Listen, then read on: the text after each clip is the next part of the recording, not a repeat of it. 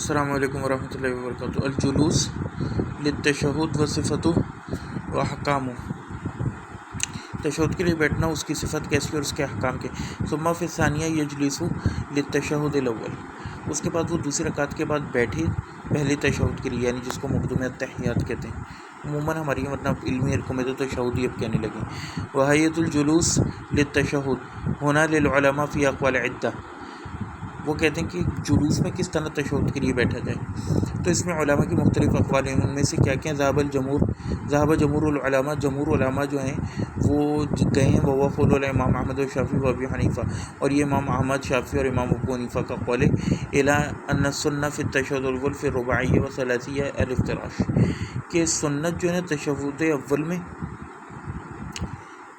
4 اور 3 رکعت والی نمازوں میں یہ کہ افتراش بیٹھے، یعنی کہ سیدھا پاؤں کھڑا اور بایاں بچھا کے، جس طرح امام بیٹھتے۔ وہ اختلاف فی الآخرہ، اور آخر کے بارے میں انہوں نے اختلاف کیا، فی التشہد الاخر فی الثلاثیہ والرباعیہ، فذهب الامام احمد الی انہ یفترش فی التشہد الاول وفی التشہد الثانیہ یتورک فی الثلاثیہ والرباعیہ فی التشہد الاخر۔ تو کہتے ہیں کہ اس میں اختلاف ہوا ہے۔ فی التشہد الاخیر فی الثلاثیہ والرباعیہ فذهب الامام الی انہ یفترش، تو امام احمد بن حنبل کہتے ہیں کہ جو 3 اور 4 رکعت والی نماز ہو تو اس میں تو وہ تشہد اول میں مفترش بیٹھے گا، وہ پھر تشہد ثانی، اور جو دوسرا یعنی کہ آخری تشہد ہوگا وہ یتورک فی الثلاثیہ و رباعیہ فی التشہد الاخر، تو وہ پھر 3 اور 4 رکعت والی نمازوں میں تشہد آخر میں تورک بیٹھے گا، جیسے پہلے ہم نے بتایا تھا۔ وذهب الشافعی الی انہ یتورک فی آخر الصلاۃ، جبکہ امام شافعی نے یہ موقف اختیار کیا کہ وہ تورک اختیار کرے گا نماز کے آخر میں، یعنی کہ اگر کوئی 2 رکعت والی یا 1 رکعت کی وتر نماز پڑھ رہے تو اس میں تو ایک ہی تشہد ہے اور وہی تشہد آخرہ بھی کہلائے گا، تو اس میں بھی تورک بیٹھے گا، اور یہی ظاہریوں کا، کیونکہ امام شافعی کو فقہ کی زیادت کے معاملے میں مسئلہ لگا تھا، اور یہی علامہ البانی اور زبیر نظری وغیرہ کا موقف ہے۔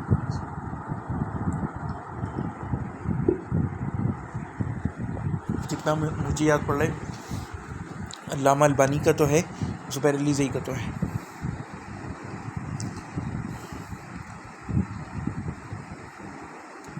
سواؤن کانت ثلاثیہ او ثنائیہ اور رباعیہ، کہتے ہیں کہ چاہے وہ 3 رکعت کی نماز ہو، 2 ہو یا 4 ہو، وفی التشہد اول یفترش، اور پہلے تشہد میں جو 3 اور 4 رکعت والی نماز اس میں مفترش بیٹھے گا۔ وکلاہما، الامام احمد و شافعی استدل بظاہر حدیث ابی حمید الساعدی ان النبی صلی اللہ علیہ وسلم کان اذا جلس للتشہد الاول نصب الیمنی و افترش الیسری، تو ان دونوں نے، چاہے وہ امام احمد و شافعی، انہوں نے استدلال کیا ابو حمید الساعدی کی حدیث سے ظاہری طور پر، جس میں انہوں نے فرمایا کہ نبی کریم صلی اللہ علیہ وسلم جب تشہد اول کے لیے بیٹھتے تو مفترش بیٹھتے۔ وقال ابو حمید فی حدیثی، اور ابو حمید نے اپنی حدیث میں کہا اذا جلس فی رکعۃ الاخرہ، اور جب وہ اپنی نماز کی آخری رکعت میں بیٹھتے، قدم رجلہ الیسری، تو پھر وہ اپنے جو الٹا بایاں پاؤں ہے وہ اس کو نکال لیتے، ونصب الاخری وقعد علی مقعدہ، اور دوسرے کو کھڑا کر لیتے، یعنی یسریٰ کو آگے کر لیتے اور دوسرے کو کھڑا کر لیتے، وقعد علی مقعدتہ، اور اپنی بیٹھنے کے مقام پر بیٹھ جاتے۔ قال شافعی فی قولی فی آخر الصلاۃ یحمل علی انہ آخر الصلاۃ مطلقا، امام شافعی نے جو الفاظ ہیں کہ آخر الصلاۃ، اس سے مطلق یہ مراد لیے کہ نماز کوئی بھی آخری ہو، ماں کا نہ چاہے تشہد کوئی سا بھی ہو، سواء کان ثانیہ و ثالثہ اور رباعیہ ان متولفیہ وہذا کلہ محتمل، اور وہ کہتے ہیں کہ یہ سب اس کے اندر داخل ہے، چاہے 2 رکعت کی نماز ہو، 3 رکعت ہو، 4 رکعت ہو، اس میں تورک کرے گا۔ وذهب ابو حنیفہ الی عدم مشروعیت تورک، جبکہ ابو حنیفہ جو ہیں وہ تو گئے ہی اس کے تورک کے عدم مشروعیت کی طرف، یعنی کہ یہ ہے ہی نہیں تشہد صرف، ان الافتراش ہوا سنہ بالاطلاق، اور افتراش یہ سنت ہے، چاہے 2 رکعت ہو، 4 رکعت ہو، 3 رکعت ہو، تشہد اول ہو، تشہد آخر ہو، پھر اول والآخر۔ وذهب الامام مالک الی التورک بکل الحال، جبکہ امام مالک جو ہیں وہ تورک میں ہر حال میں گئے، حتی بین السجدتین وہذا الذی علیہ جماہیر اصحابہ، اور اسی پر ان کے جمہور اصحاب گئے، یعنی کہ 2 سجدوں کے درمیان ہو، تشہد اول ہو، تشہد آخرہ ہو، 2 رکعت والی نماز ہو، 3 رکعت ہو، 4 رکعت ہو، فی کل الحال، ہر حال میں آپ نے اسی حالت میں رہنا ہے، تورک۔ تو یہ تو 2 ایکسٹریمز ہو گئی مالکی اور حنابلہ کی، حنفیٰ کی۔ وقد خیر الامام احمد بین هذه الافعال، جبکہ امام احمد بن حنبل نے اختیار دیا ہے اور چوز کیا انہوں نے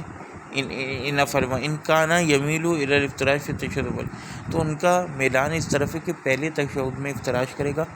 وہ تورک فی التشہد الاخیر،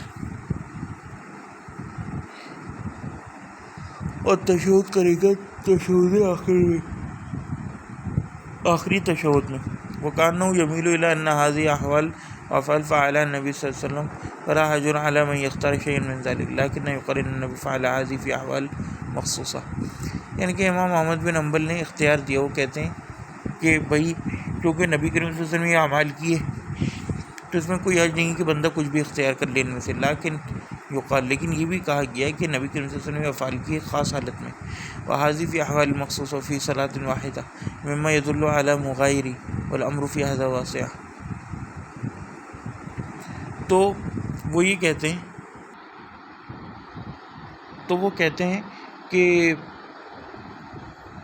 کیونکہ یہ ایک ہی نماز میں رسول اللہ نے کیا کہ افتراش بیٹھے پھر آخری تشہد میں اس طرح بیٹھے، تو کہتے ہیں کہ یہ اس بات پر دلالت کرتا ہے کہ یہ سب مکس تھا اور نبی کریم صلی اللہ علیہ وسلم سے ہر جگہ خاص، والامر فی ھذا واسع، اور اس میں جو معاملہ ہے نا وہ وسیع ہے کہ بندہ جو ہے نا کچھ بھی کر سکتا ہے. یعنی کہ اگر کبھی کبھار تھکا ہوا ہو یا اس طرح کوئی معاملہ ہو تو ہر طرح جائز ہے. ولو جلس فی سائری جلسات الصلاۃ، اگر وہ نماز کے کسی بھی جلسے میں بیٹھے گا، سمجھ رہے ہیں آپ، فی سائری جلسات الصلاۃ، اگر وہ نماز کے تمام جلوس میں، چاہے وہ دو سجدوں کے درمیان ہو، اپنا جو ہے وہ جلسہ استراحت ہو، یا تشہد اول ہو یا تشہد آخر ہو، اگر وہ سب میں مفترش بیٹھے، او متورکن یا متورک بیٹھے، او متربعن یا چوکڑی مار کر بیٹھے، او مقعین یا جو اقاء والی صورت ہوتی ہے جو جائز اقاء، او مادن رجلی یا اپنے پاؤں پھیلا کر، صحت صلاۃ، تو اس کی نماز صحیح ہے. تو کہتے ہیں افتراش یہ کہ بندہ جو ہے اپنا ہوا ینصب قدم الیمنا، ینصب قدم الیمنا، کہ وہ اپنا جو ہے سیدھا پاؤں کھڑا کر لے، ویفترش الیسری، اور الٹا جو ہے وہ بٹھا لے، یعنی کہ بچھا لے اور اس کے اوپر کولر رکھ کے بیٹھے. ونصب الیمنا علی حالین، اور وہ کہتے ہیں کہ پاؤں کا کھڑا کرنا ہے دو طرح سے، ان ینصب القدم، کہ یا تو وہ پاؤں کو کھڑا کرے، ویجعل اصابع جہت القبلہ، اور اس کی انگلیاں قبلے کی اور کر دے، والحالۃ الثانیہ، اور دوسری حالت کیا ہے، ان یجعل اصابع قدمی، یعنی کہ وہ جو اس کے پیر کی اصابع انگلیاں ہیں، الیمنا خلفہ، وہ ان کو کیا کہتے ہیں پیچھے کر لے، فارشن لہا فی الخلف، ان کو پھیلاتے ہوئے، فی الخلف پیچھے میں.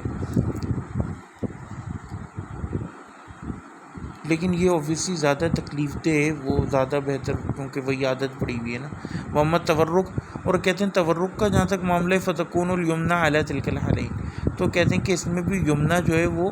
آپ کا دو حالتوں میں ہوتا ہے.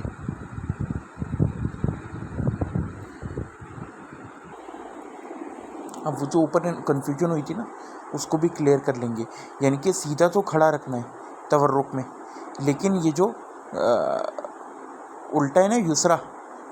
ویسے جلس فی الرکعۃ الآخرہ قدم الرجل یسرا، تو وہ الٹے پاؤں کو،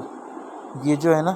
اس کو کیا کہتے ہیں آگے کر لے گا اور پھر سیدھے کے نیچے سے نکالے گا، ونصب الاخری، یعنی کہ سیدھے کو کھڑا کرے گا، وقعد علی مقعدہ، اور پھر بیٹھ جائے گا اس کے اوپر. اب وہ پڑھیں گے کہ کس طرح ہوتا ہے.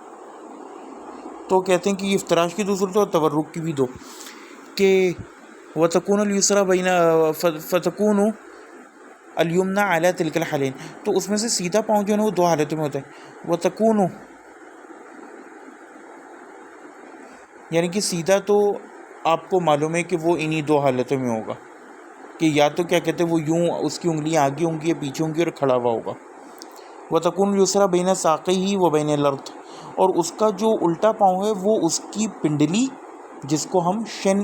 کہتے ہیں بیسکلی انگریزی میں تو آگے والے حصے کو شن اور پیچھے والے کو کالف، اردو میں پنڈلی ایک لفظ استعمال ہوتا ہے. تو ساقی کہتے ہیں پنڈلی کو، یعنی جو گھٹنے اور ٹخنے کے درمیان کا ایریا ہے، تو وہ اس کے پنڈلی ساق اور زمین کے درمیان میں ہوگا، یعنی ساق سے نیچے ہوگا. وجاء فی صحیح مسلم، اور صحیح مسلم میں آئے ان تکون قدم الیسرا بین ساقی و فخذی، اور وہ کہتے ہیں کہ صحیح مسلم میں یہ آئے کہ یسرا جو ہے وہ ساق اور اس کے درمیان ہوگا، یعنی کہ ران کے. لیکن یہ آپ اس طرح تو بیٹھ ہی نہیں سکتے، بہت ہی زیادہ یہ تکلیف دہ صورت ہے. اور یہ ایک اور موقع ہے لوگوں کو یہ بتانے کا کہ کس طرح صحیحین میں بھی تصحیفات اور وہم داخل ہو جاتے ہیں. اب کرو اس کے اوپر عمل. جتنے یہ ہیں نا زبیر علی زئی اور دیگر، یہ سب یہ باتیں گول کر جاتے ہیں کیونکہ انہیں معلوم اس پر عمل ہی نہیں ہو سکتا، ہلکا پھلکا لکھ کے غائب. اب عام بندہ کون کھولتا کتابیں؟ ورنہ جو کہتے ہیں کہ بخاری مسلم میں کچھ بھی نہیں اور بالکل صحیح 100%، اب کرو اس کے اوپر عمل. بہر کیف تو اینا کننا، ہم کہاں تھے؟ تو وہذا غیر محفوظ، کہتے ہیں یہ غیر محفوظ ہے. وہ صحیح روایت ابی داؤد تحت فخذ الیمنی و ساقی. تو وہ یہ کہتے ہیں کہ جو ابو داؤد میں ہے نا کہ ان کی سیدھی ساق اور ران کے نیچے، یعنی نیچے کی طرف، بیچ میں نہیں. وہ تشہد اول من الواجبات، اور وہ کہتے ہیں تشہد اول جو ہے نا وہ واجبات میں سے. من ترکہ عمدن بطلت صلاتہ، کہ جس نے اس کو جان بوجھ کے ترک کی اس کی نماز باطل ہوگی. ومن ترکہ ساہیا سجد للسہو، اور جس نے اس کو ومن ترکہ ساہیا، اور جس نے اس کو بھولتے ہوئے سہو کے طور پہ ترک کیا تو وہ پھر سجدہ سہو کر لے. اس کے بعد وہ کہتے ہیں ومن قام للثالثہ ساہیا، کہ جو کوئی تیسری رکعت کے لیے غلطی سے کھڑا ہو گیا، فَإِنْ اعْتَدَلَ قَائِمًا، تو اگر تو بالکل سیدھا کھڑا ہو گیا، فَلَا يَرْجَعْ إِلَى التَّشَهُّدِ الْأَوَّلِ، پھر وہ یاد آنے پر بھی تشہد اول کی طرف نہ لوٹے. لِأَنَّهُ قَدْ شَرَعَ فِي رُكْنٍ، کیونکہ اب وہ جو ہے ایک رکن شروع کر چکا ہے. فَلَا يَدَعْ الرُّكْنَ إِلَى شَيْءٍ واجب، اور وہ کسی واجب چیز کے لیے رکن کو نہ چھوڑے. وفی البخاری عن عبداللہ بن بحینہ وهو من ازد شنوہ وهو حلیف لبنی عبد مناف وکان من اصحاب النبی صلی اللہ علیہ وسلم، ان نبی صلی اللہ علیہ وسلم صلی بہم الظہر، کہ نبی کریم صلی اللہ علیہ وسلم نے ظہر کی نماز پڑھی. فقام فی رکعتین لم یجلس، تو رسول اللہ 2 رکعتوں کے بعد کھڑے ہو کر بیٹھے نہیں. فقام الناس معه، اور لوگ بھی ان کے ساتھ کھڑے ہوئے. حتی اذا قضى صلاته وانتظر الناس تسلیمہ کبر وهو جالس، اور یہاں تک کہ رسول اللہ نے اپنی پوری نماز مکمل کری، اور جب اپنی نماز مکمل کری تو لوگ اس انتظار میں تھے کہ رسول اللہ اپنا سلام کہیں گے، کہ رسول اللہ نے اچانک اللہ اکبر کہا، تکبیر کہی. وہ جالس، وہ بیٹھے ہوئے تھے اس حالت میں تکبیر کی. فسجد سجدتین قبل ان یسلم ثم سلم، اور پھر سلام سے پہلے رسول اللہ نے 2 سجدے کی، اس کے بعد سلام پھرا. وہ تشہد الاول لیس معہ صلاۃ علی النبی صلی اللہ علیہ وسلم علی الصحیح، اور تشہد اول جو ہے اس کے ساتھ رسول اللہ پر صلاۃ و سلام نہیں ہے، یعنی درود نہیں ہے، جو صحیح ثابت ہے. وما جاء فی ذلک عن رسول فلا یثبت، اور جو کچھ رسول اللہ سے اس میں آیا ہے وہ ثابت نہیں. ولیس من السنہ، اور نئی سنت سے، خلافا للشافعی فی احد قولی، اور یہ امام شافعی کا ایک قول ہے. اور اسی پر جو ہے نا ایک اس کے ظاہری اس پر عمل کرتے ہوئے ہمارے ظاہری حافظ بریلوی صحیح وغیرہ انہوں نے یہ موقف اپنا ہے. ولا یدعو بعد تشہد اول، اور نہ وہ تشہد اول کے بعد دعا کرے. فإن الدعاء انما هو بعد التشہد الاخیر، کیونکہ دعا جو ہے وہ تشہد اخیر کے بعد ہی ہے. وإن ثبت حدث عن عبد الله وقال به الامام مالک انه يدعو بعد التشہد لكنه لم يثبت النبی. البتہ اس میں جو عبداللہ ابن عمر سے گولڈن سنت سے ہے کہ وہ جو ہے تشہد اول میں دعا کرتے تھے، اور اسی کے بارے میں امام مالک نے بھی کہا. تو یہ دعا جو ہے پہلے تشہد کے بعد ہے. لیکن لم یثبت عن النبی، البتہ نبی کریم صلی اللہ علیہ وسلم سے ثابت نہیں ہے، لیکن کبھی کبھار بندہ کر سکتا ہے. وإن أطال الامام فی جلوس، اور اگر امام اپنے جلوس میں طوالت اختیار کرے، یعنی کہ لمبا کرے تشہد اول کو. وقضى المامون تشہدہ، اور اگر جو مقتدی ہے ماموم وہ اپنا تشہد ختم کر چکا ہو. فإنه يسبح ويهلل، تو وہ پھر تسبیح و تحلیل کرے، یعنی سبحان اللہ الحمد للہ اللہ اکبر لا الہ الا اللہ وَإِن دَعَا بِمَا وَرَدَ عَنْ عَبْدِ اللَّهِ ابْنِ عُمَرَ فَلَا حَرَجٌ عَلَيْهِ لِمَنْ احْتَاجَ إِلَيْهِ، اور اگر وہ عبداللہ ابن عمر سے جو وارد ہے اس کے تحت دعائی کر لے کچھ، تو پھر اس کے اوپر بھی کوئی حرج نہیں ہے اگر اس کی ضرورت ہو. لِطُولِ جُلُوسِ الْإِمَامِ إِلَّا إِنَّهُ خِلَافُ الْأَوْلَىٰ، کیونکہ امام نے جلوس لمبا کر دیا، وہ کیا کرے، تو وہ یہ کام کرے، لیکن یہ خلاف اولا ہے. وعند القیام من التشہد الاول الثالثہ یشرع التکبیر للقیام من التشہد الاول حین یشرع فی الانتقال و بمد